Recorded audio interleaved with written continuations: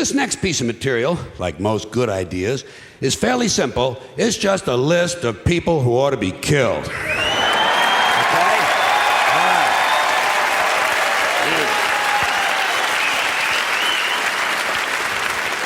Starting with these people who read self-help books. Why do so many people need help? Life is not that complicated. You get up, you go to work, you eat 3 meals, you take 1 good shit, and you go back to bed. What's the fucking mystery?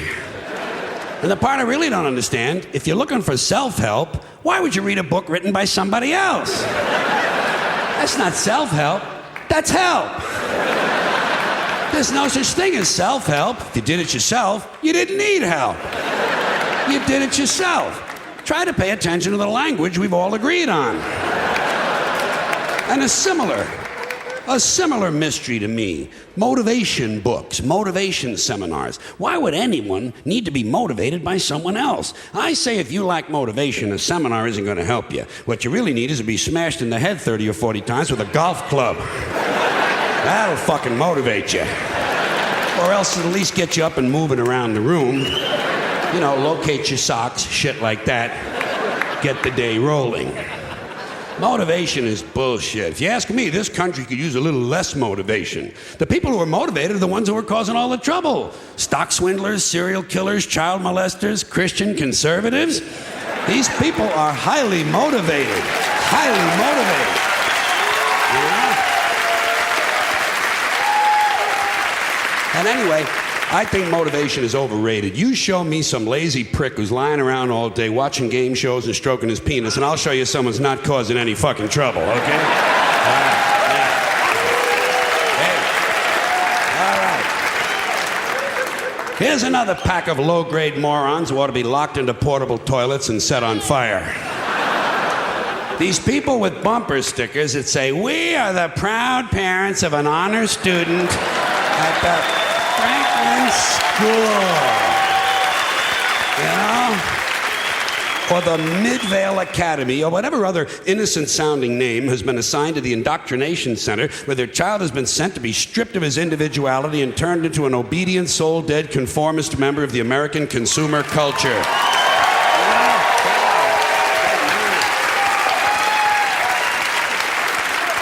Proud parents. What kind of empty people need to validate themselves through the achievements of their children? How'd you like that to live with a couple of these misfits? How's that science project coming along, Justin? Fuck you, Dad.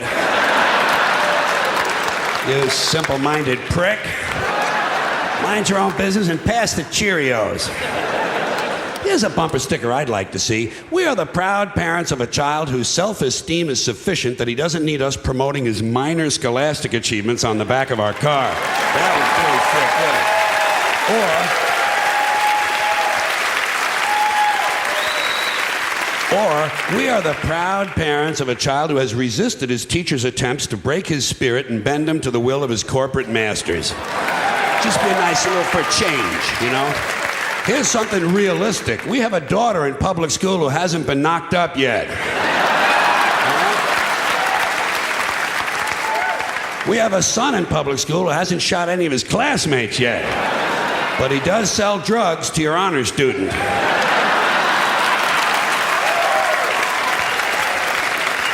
Plus, he knocked up your daughter. Then there are the people who aren't too proud of their children. We are the embarrassed parents of a cross-eyed little nitwit who at the age of 10 not only continues to wet the bed, but also shits on the school bus. Something like that on the back of the car might give the child a little more incentive, you know? Get him to try a little harder next semester. Here are some more people who ought to be smashed across the face repeatedly with a piece of heavy mining equipment. These grown men who refer to their fathers as "my daddy." You know? Yeah. Gee, you hear a lot of this stupid shit in the South. These rebel assholes, you know? My daddy, yeah, my daddy. Well, you know what my daddy used to say? My daddy used to say, blah, blah, blah, blah, blah, blah, blah, blah, blah, blah, blah, blah, blah. Oh, he did? Did he? Well, wasn't that fucking enlightening? My daddy used to say, fuck your daddy. Fuck your daddy. In his wrinkled, rustic, rural, country asshole. Grow up, Billy Joe, Carl, Bob, Danny, Frank. You're not 6 anymore. More like 9.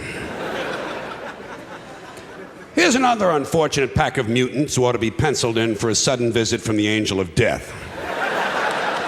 These guys who can't tell you about a phone call they had without giving you this shit. The fucking pinky and the thumb. Like they attended mime college. Studied under Marcel Marceau. So I call her up, you know? And I'm talking to her. And she fucking hangs up on me. So I hang up on her. And she calls me back. I fucking hang up again. I say, hey, Bruno, thanks for the visual aid. But we all understand the concept of the telephone. You hold it in your hand, you talk into it.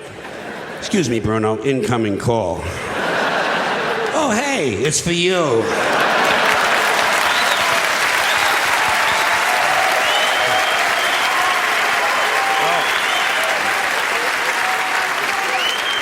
Here's another bunch of puss-headed telephone cretins.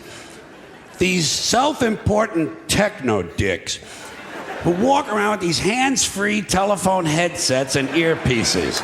Mr. Self-Important doesn't want to be too far from the phone in case Henry Kissinger calls. He's got the Dalai Lama on line 2. I say, hey, spaceman, as long as your hands are free, reach over here and fondle my balls, would you please?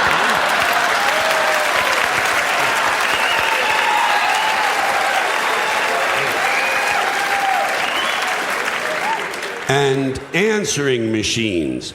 Starting with these people who think it's cute to let their children record the outgoing message. You know? And you can't understand a word of it because the kid's a fucking imbecile. Hi, my name is Stacy. I'm 5 years old. My mommy and daddy aren't home.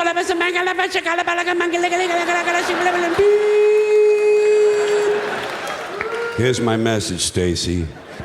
I'm coming over to your house with a big knife. And I'm gonna kill mommy and daddy. Then I'm gonna peel off their skin and make a funny hat. After that, I'm gonna take out my huge ding-dong and stick it right in your...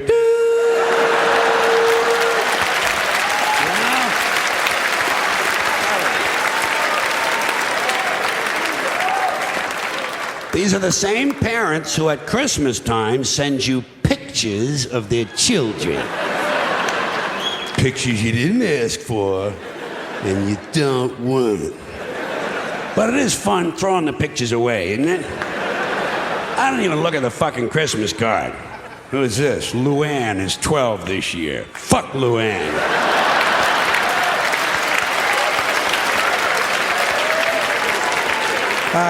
I give a shit how old she is. Does she have any tits yet? Send me a picture of Luann's tits. Then I know I'm gonna have a happy new year, too. Then, just to compound your holiday pleasure, they enclose a family newsletter. Just what you're hoping for. News about people you can barely fucking remember. We're so proud of Brad, he's been accepted into dental school. Yeah, in the Philippines. After 4 tries. Fuck Brad and everybody who looks like Brad. Judging from his picture, I think he's jerking off too much. Keep him away from Luann.